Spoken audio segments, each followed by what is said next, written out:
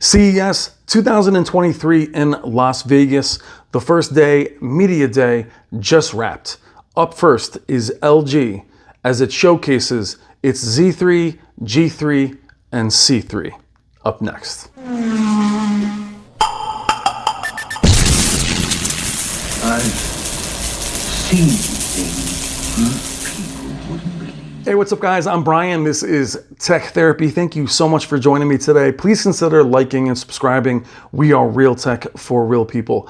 As I mentioned, today wraps up the first day of media at CES 2023 in Las Vegas, and I was fortunate enough to be invited to check out LG's lineup for 2023, and more importantly, as I feel their true answer to QD-OLED, the LG G3. We will look at the G3, the Z3, and the C3.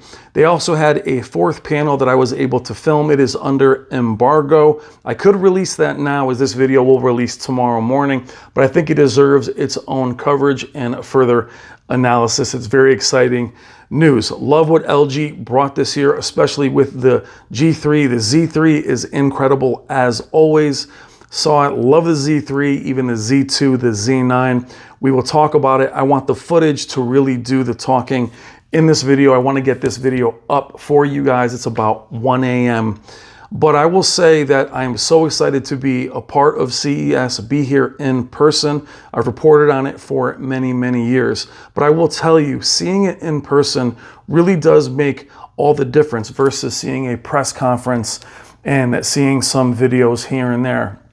Being able to capture them, have time with each panel, see them presented is really on a whole another level, and I was very fortunate to be there. Enough conversation from me. Let's go to the footage. All right, guys, here we are with the footage of the G3 and its gapless wall mount just floating there, looking amazing with 70% higher peak brightness. We have David, who is the senior marketing manager, and also the other David, who is the director of global marketing and communications, both very kind and generous with their time and answered any questions that we had. I will let the footage speak for itself. The presentations were excellent from everyone involved, but hard to capture it in a room with a lot of noise and music kind of playing in the background. The G3 looks fantastic. Having MLA on 4K lineups was a surprise to many of us. It was announced just a few days ago. We thought that would be relegated to the 8K lineup only.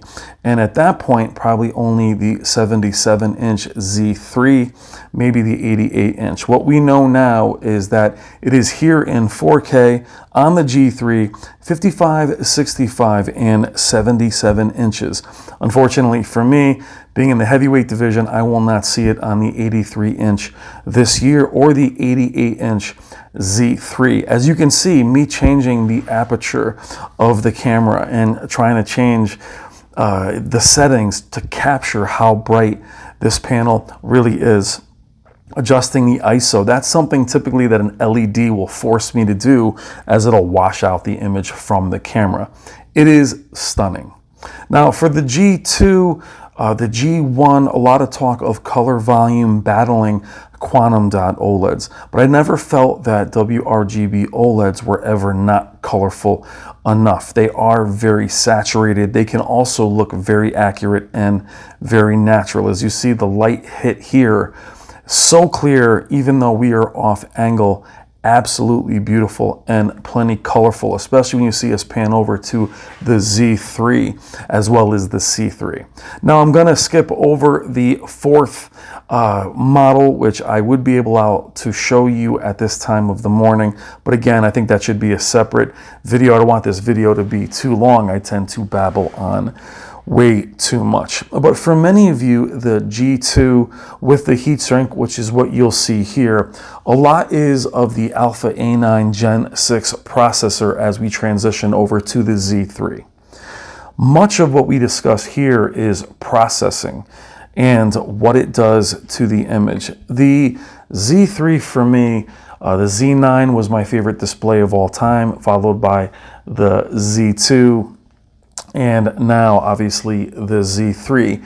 Though it is 8K, though it is the upscaling and the resolution, there's something about the gradients of color that looks, as there's David, the second David, flying by, that really adds a richness to the Z series, even though it's not as bright as the G3 to its right.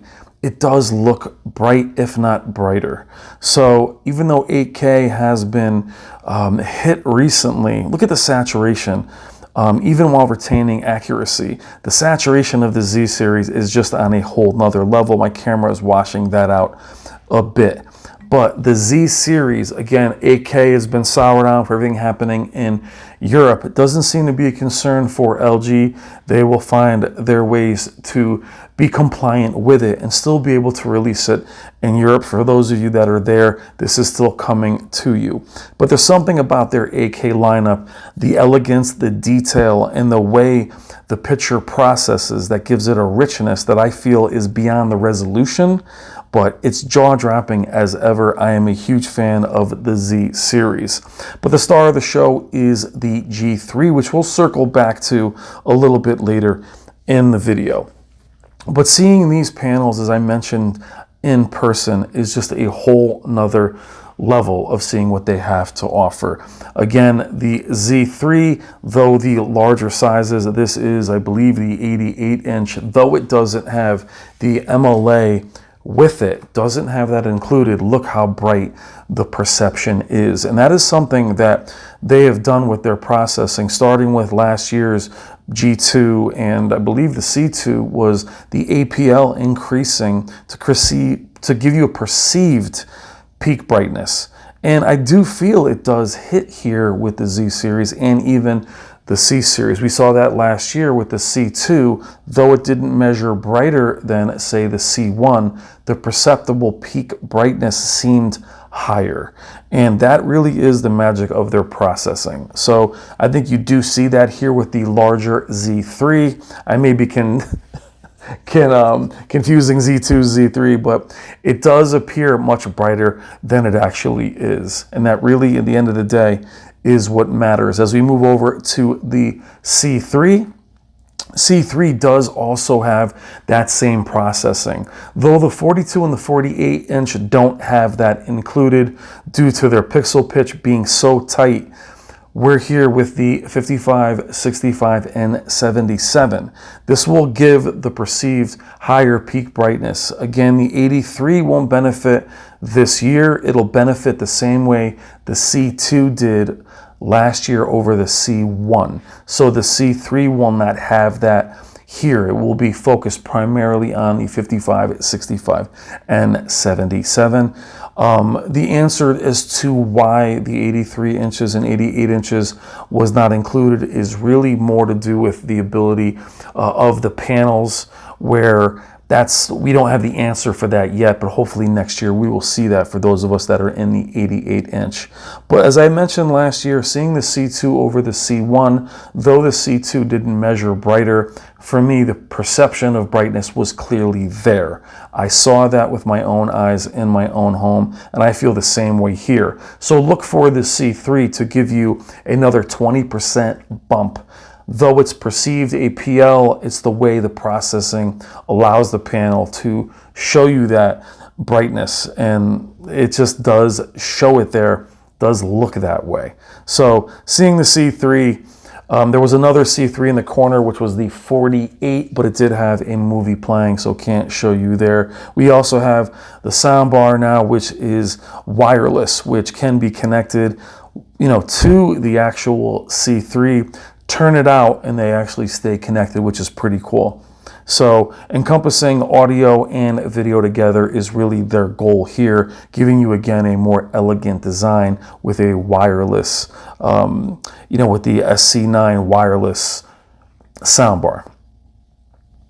I do feel the C series will always be the sweet spot for many of you. It's just the value proposition with high-end picture quality is very hard to deny, especially when we talk about the the processor, the tweaking of the processor, and I failed to mention this earlier in the video when David was speaking in the beginning, was the customization of the AI Picture Pro, is to go in and not only have the intelligence of the panel little by little go by what you want. You can actually pick your own desire, your own preferences. You like punchy, you like colorful, and that'll set the AI Picture Pro on its way. You can customize that and give that your preference, which is very cool. It has been revamped. The menu looks very different. I wasn't able, there's some of it here that David's showing with the C3 and the soundbar with their auto sync